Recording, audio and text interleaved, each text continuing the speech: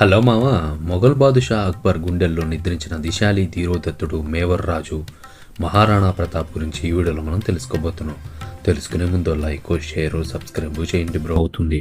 అందుకే తలపాగా కుడి చేత్తో పట్టుకుని మిగిలిన చేత్తో మీకు సలాం చేశాను.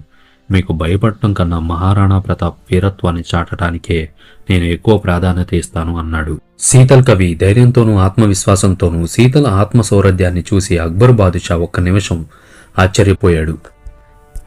హల్దీఘటి పోరాటానికి ప్రపంచ యుద్ధ వ్యూహాలలో ప్రత్యేక స్థానం ఉంది. రాణా ప్రతాప్ను తన అధికార పరిధిలోకి తీసుకురావటానికి అక్బర్ బాదుషా చేసిన ప్రయత్నాలు అన్నీ విఫలమయ్యాయి.